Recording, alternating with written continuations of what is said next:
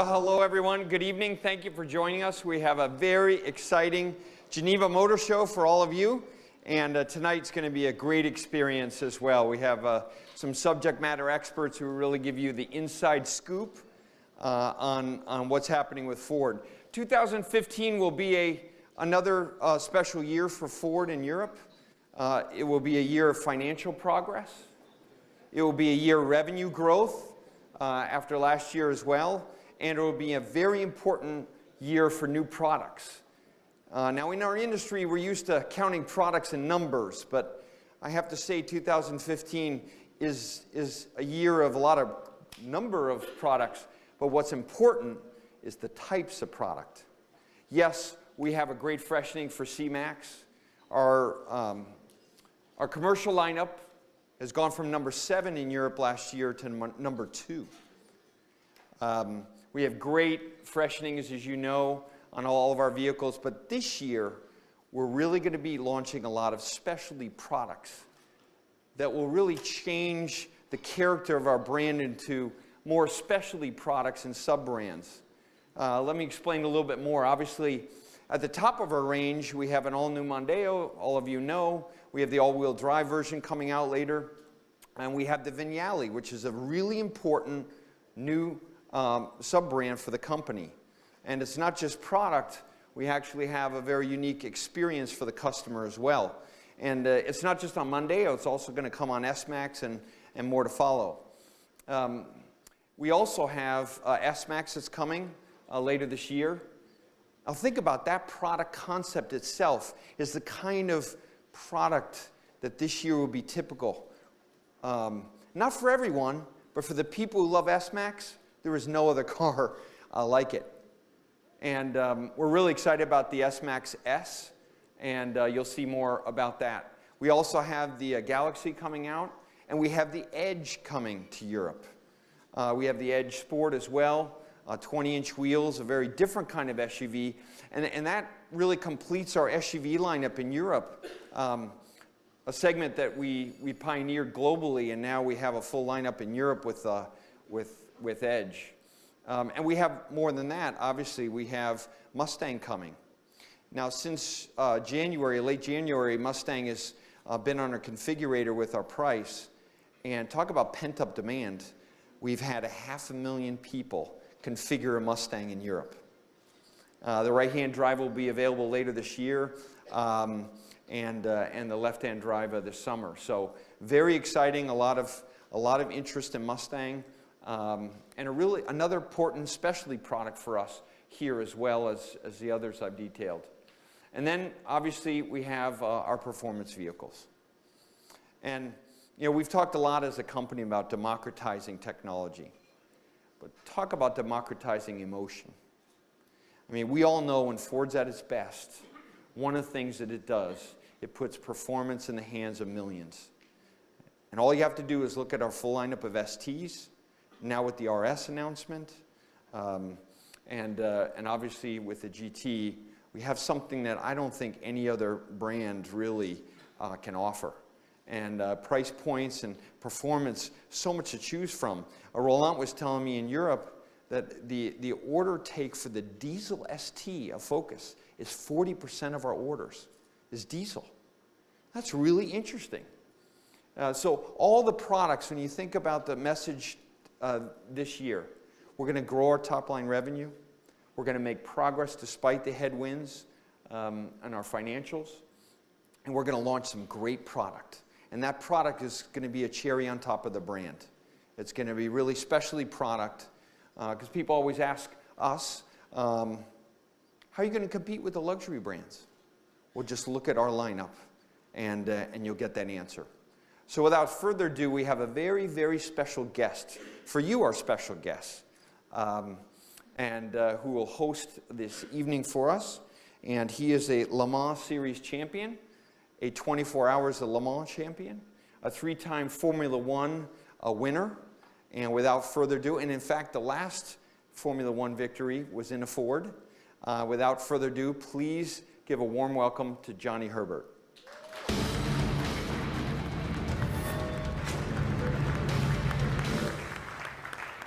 Great. Thanks, Jim. It's great to be here amongst you all.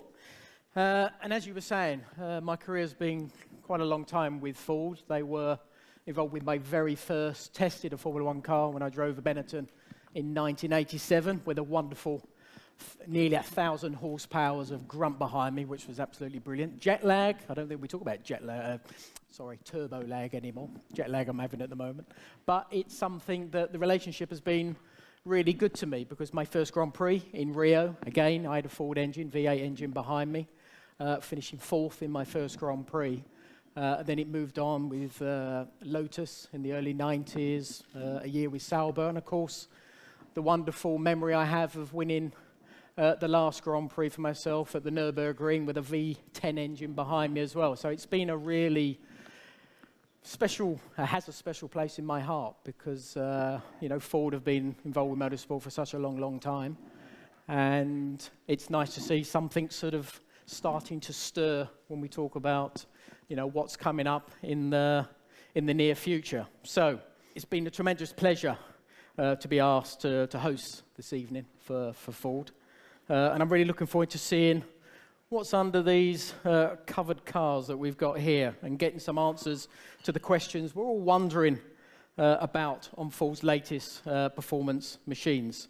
So let's introduce some of the key members of the Ford performance team.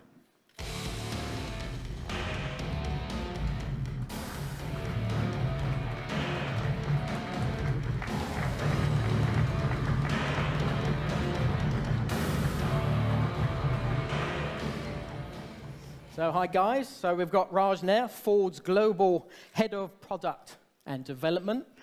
Then we've got Dave Pericak, Director of Global Ford Performance Team. Then we've got Jurgen Gagstatter, Chief of Program Engineer for the Ford Performance in Europe. And then we've got Tyrone Johnson, Vehicle and Engineering Manager for Ford Performance of Europe. So thanks for joining us. To kick off the show, let's reveal our first vehicle with a short film.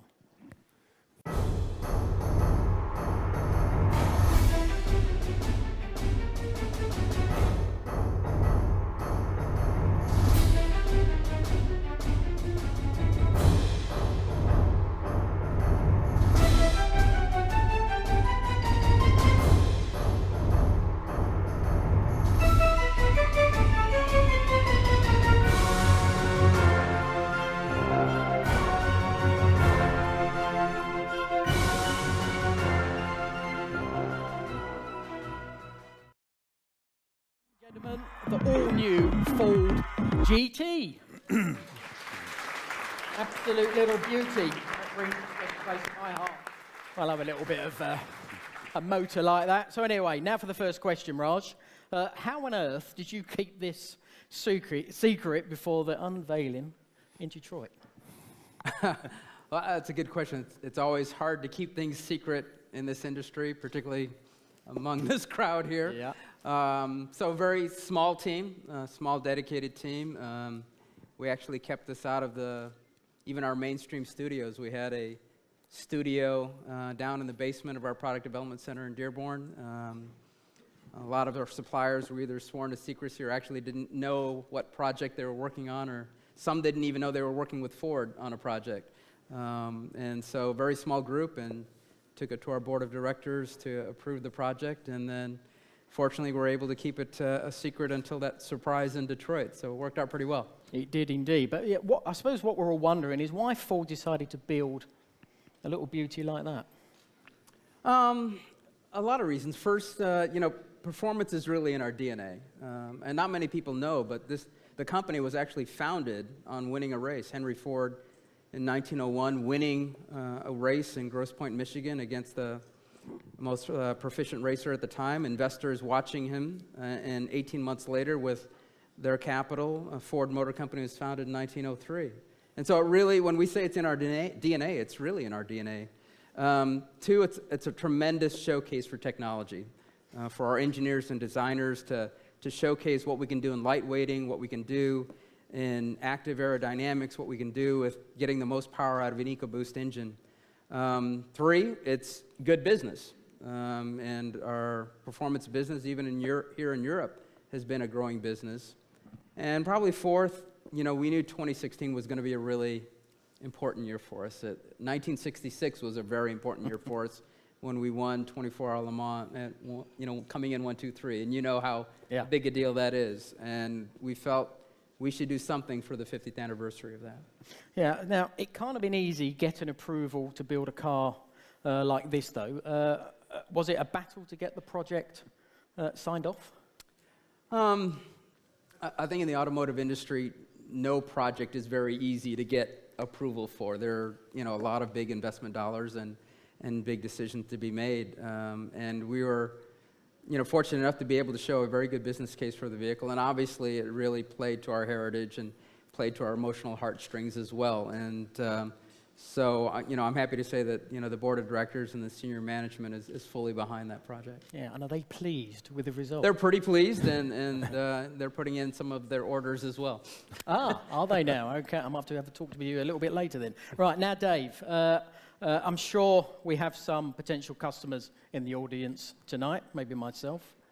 So can I get on the list? Talk to me afterwards. Okay, thank you very much. Right, what's the GT? Yeah, I should ask this first, actually. What's the GT going to cost?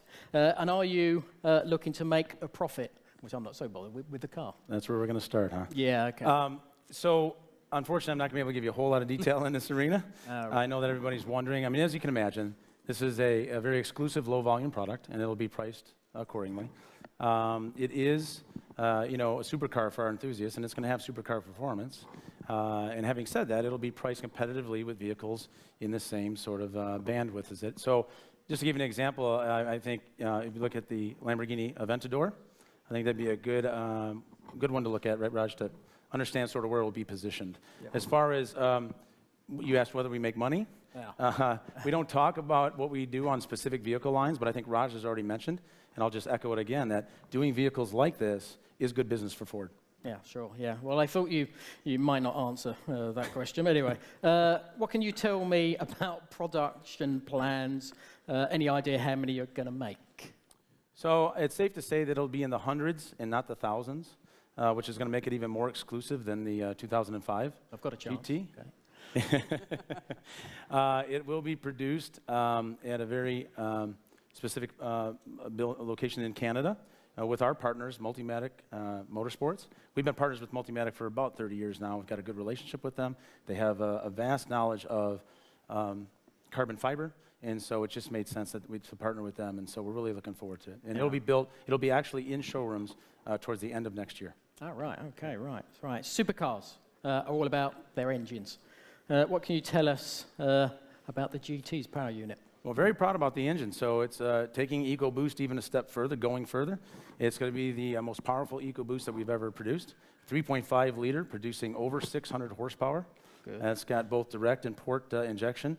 And what's really, I think, important to understand, and that's what Ford Performance is all about, you're going to see a linkage between what we do out on the racetrack and in someone's driveway. So we're actually proving this engine out on the track. So we're using that as our laboratory, if you will. And so last year we took the engine and we raced it in the Daytona as a Daytona prototype in the IMSA series. And last year we had a really good season, including winning the 12 Hours of Sebring. And then this year we kicked off the season by winning the Rolex 24 at Daytona. So not doing too bad. And so that is the engine that is going to ultimately reside in this machine. Okay, so there's a nice sort of race theme that's there. Right, Raj, some of the other recent hypercars from Ferrari, Porsche, and McLaren have featured hybrid drivelines. Why haven't you gone that route with the GT? Well, hybrid technology certainly is a great technology for efficiency, even in mainstream vehicles. We're a leader on hybrids in mainstream vehicles, and it also can be used in high-performance vehicles. For this project, we really were focused on lightweighting, as well as really efficient aerodynamics. And so hybrid technologies can add weight with the batteries and the motor, and particularly the aerodynamics at the rear of the vehicle. You can see that the rear of the vehicle is packaged very tightly along that V6 EcoBoost, and location of the turbochargers, location of the intercoolers, and packaging tightly around the V6 block enable the aerodynamics you see. So we're pretty pleased with the approach we've taken. Yeah. Dave, you mentioned efficiency and lightweight. What's the target weight for the car? and how does that compare with cars in the same bracket? Come on, answer. Get on with it. I can't go there. I would love to, but the man sitting next to me is not going to let me do that. We're not going to talk specifics on weight, but as Raj said, this car is all about getting the appropriate power to weight ratio, and we know that we're going to have a very competitive power to weight ratio with the car. High use of carbon fiber, as I've mentioned. It's got a tub that is carbon fiber, and then even the seats are integrated into that tub. So no motors, no tracks, all that's been removed. We actually take the steering wheel and the pedals and bring it to the driver. And then all of the panels that you see, the exterior panels here, they're all carbon fiber as well. There's a high use of aluminum. So this really is cutting-edge technology to achieve that very competitive power-to-weight ratio. Yeah, well, it's a good job it's got movable pedals, because that will sort of suit me very well, being a short one like I am. So let's talk design. It's a stunning-looking car, obviously. But what were the biggest challenges, and is this design completely final as we see it? So, the team was, they set out to make sure that the design definitely was recognizable as a Ford GT, no doubt about it, and I believe we've achieved that. But also, and more importantly, was that everything that we did had to be functional. And so our studio did an amazing job, and as you can see here, taking all of the engineering requirements in order to make this car perform and turning it into something very beautiful. And everything that was done on this car was done to reduce drag and increase downforce and make this vehicle perform. So very excited about where we ended up. Now, as far as how accurate it is, also proud to say that when we revealed it in Detroit and surprised everybody, we didn't show a concept car. What you see sitting behind you is every bit of 95% or more accurate, and that will be the car that goes into production. We're finalizing some engineering detail right now, but that is the car. Okay, well, Raj, when I look at this thing, you said the car is a celebration of the 50th anniversary of the GT40 winning Le Mans, the 1-2-3, back in 1966. Are you planning to race this car at Le Mans? So the next year. When I look at it, I just look at the mirrors, and they are racy slick. Yeah, Raj, are you gonna? Just the mirrors. Now, we're only talking about mirrors here at the moment. That's a very interesting question. Clearly the car would make a great platform for racing, and we'd have to find the right drivers. I'm available. Right now we're focused on the production vehicle, and that's it's an interesting question. Is that it? Is that what we're going to get? It's an interesting answer, too. Okay. Right, Raj, Dave, many thanks. That was fascinating, nearly. I think we're all looking forward to hearing more about the Ford GT as it gets closer to production. Now, we've got another vehicle still under wraps, so I think it's time we took a closer look at this.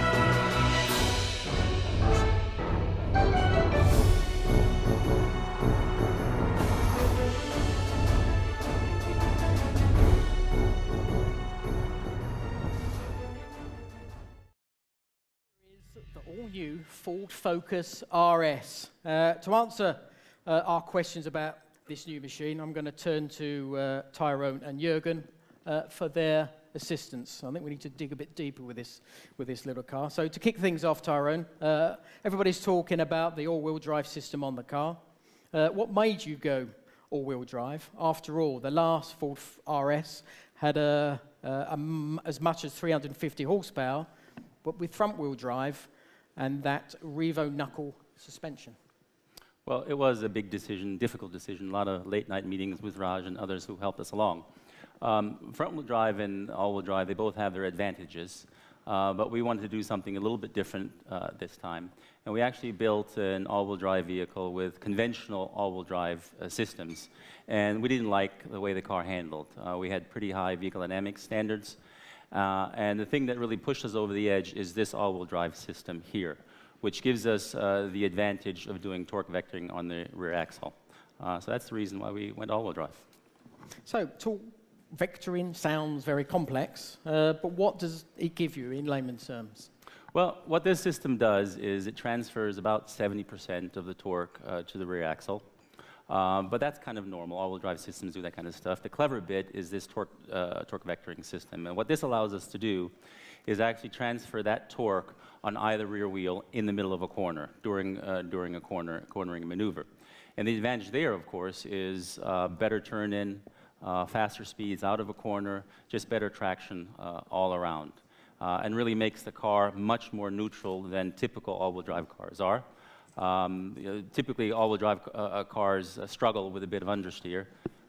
We've all but eliminated that on this car. Oh, right, okay, right. Yeah, because that's always been a big deal with these four-wheel drive things. So, Jurgen, anyway, previous generations of Focus RS were three-door cars with those huge spoilers.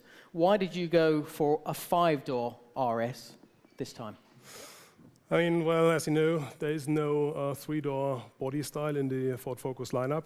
However, we think that the really sporty and dynamic five-door body style from the base Focus is a very good fit for the RS and detracts absolutely nothing from the car.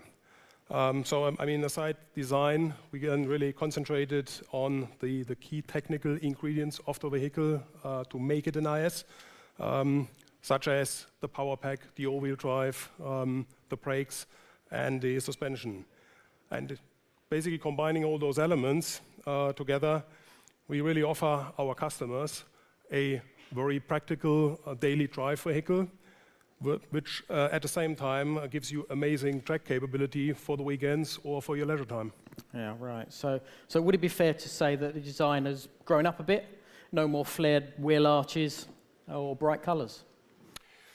Yeah, I mean, you can say it's a bit more mature and sophisticated design, maybe a bit less extreme, but it's still, I mean, if you look at the car, it is still a very powerful, a very muscular character, designed around functional requirements like cooling and aerodynamics.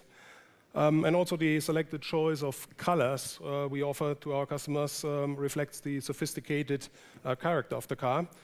But much more important, this IS will be much more exhilarating and a fun-to-drive car. Right. Tyrone, you haven't given final power figures yet. What can you tell us about performance figures? I imagine this car could achieve a pretty quick time at the Nürburgring. Well, nothing, to be honest, not yet. The work is still ongoing. We're finalizing the calibration at the moment. And we're going to be giving some numbers a little bit later point in time. The performance of this car really is down to the systems that we have, the all-wheel drive systems and such. And this is never intended to be a Nürburgring special. The car will be very quick, even on the Nürburgring, but that's not what this car is all about. It's really a driver's car. Right, but have you sort of set yourself any sort of goals? Because if you're going to go there, you're going to go there for a reason. We've got internal goals for everything. Okay. Right, okay. That we're not going to share with you. Yeah, I know, yes.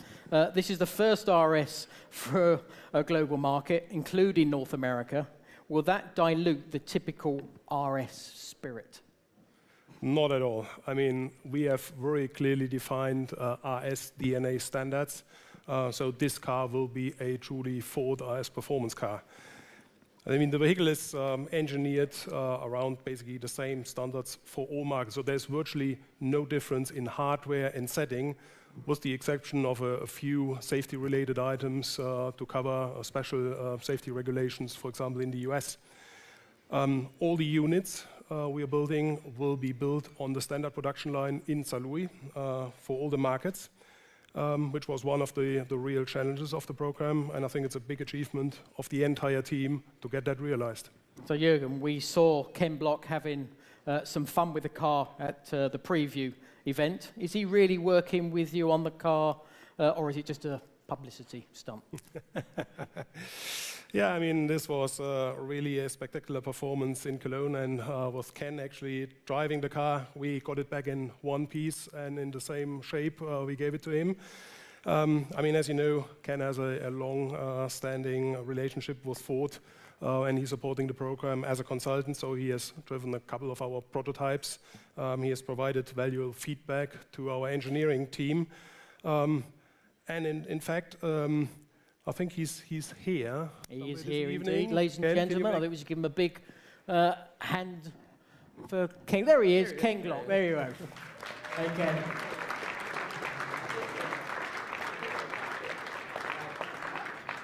Am I still on? You are? Yeah. Trying to shut me up? I think the point that I'd add, relative to taking the vehicle global, the whole point was, for those of us that have experienced the RS history in Europe, and when I was here, I owned an RS, and Ken actually had it in his contract that to work for Ford, we had to bring a European RS over to the U.S. so he could have it on test reasons for a couple of years. The point was to stay true to that heritage, but offer it globally, because there's so many drivers and enthusiasts globally that wanted what the RS meant to Ford of Europe, and I think it's been a great part of the One Ford strategy that we're going to bring this vehicle global. Yeah, I think so. I think the RS has always been a big thing myself growing up. So now knowing it's going to go global, I think is a much bigger thing. Tyrone, the previous Focus RS was a fairly hardcore driver's car with a firm ride and pretty intense character. Will the new car be the same? Well, yes and no. I mean, make no mistake, this will be just as hardcore in a driver's car, but that's where technology actually helps us. We have what we call modes, several modes in this car, ranging from normal to track and even drift, which we'll talk about in a moment. But it basically changes the car. On track mode, our objective was to make the car very fast on a track. That is, all the various onboard systems, all-wheel drive, torque vectoring, everything else is geared toward making the car very fast, which also makes the car much flatter and stiffer, even stiffer than the previous RS. Normal mode is an everyday driving car. It's still very sporty, still very stiff, but it can also be a long journey car. So it really gives the customer the best of both worlds. So if I was to jump in that, would I be able to drift it? Well, we do have a drift mode. It's not only for you, it's for everyone else also. And it does allow the customer to do controlled oversteer maneuvers. And I can tell you from personal experience, it is a blast. It's just a little bit expensive on tires, though. Well, from personal experience, I know I can't drift, so it'd be good to make me look good, make me look like Ken. Well, Jurgen, I'm beginning to think I might want one of these, because drifting is something I do enjoy, although I'm rubbish at it. But when will you start production, and what can you say about pricing?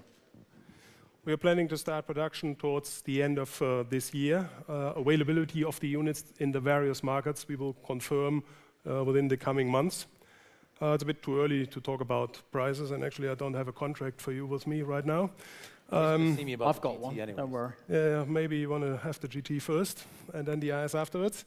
But I mean, even without not talking about prices right now, be rest assured that we will be very competitive in this segment with all the rivals of the IS. All right. Well, thank you, Jurgen and Tyrone. It sounds like it's a focus I think that we all might want to have. Now, obviously, we've seen just a part of the RS development team here tonight. So let's introduce you to some of the other characters involved. Let's take a look at this short film. Told over a series of films, this is the inside story of the new Ford Focus RS. The RS is top of the pyramid. From the searing heat of Arizona to the icy wastes of the Arctic, and from the design studio to the crash lab, Bang, car's crashed. we'll show you what it takes to transform the Focus into an all-wheel drive performance machine. We'll meet the designers, the engineers, and the test drivers working around the clock and across the world. We'll lay bare the traumas, kind of a clack in the rear suspension, like a ding-a-ding-a-ding-a-ding. the triumphs, and the tantrums. The movement of the car feels completely in antiphase to your steering input. We really need to sort it out. As they struggle to ready the car for a global launch. This doesn't seem acceptable at this point. Agreed. And we'll follow Ford Rally and Gymkhana superstar Ken Block to the test track and beyond as he joins the RS team. Oh, my poor car. Granted unprecedented access, our documentary crew brings you the intimate story of the rebirth of an icon. Being in this car around a very fun test track is amazing.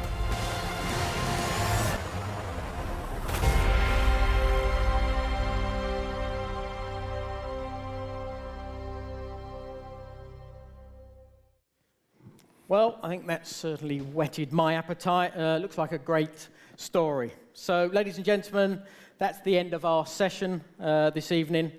Thanks to all four of the panelists, and I hope you found it as interesting as I did. So I look forward to seeing you again at the Ford press conference tomorrow at 10:30. In the meantime, thank you for coming again, and please enjoy the rest of your evening. Thank you.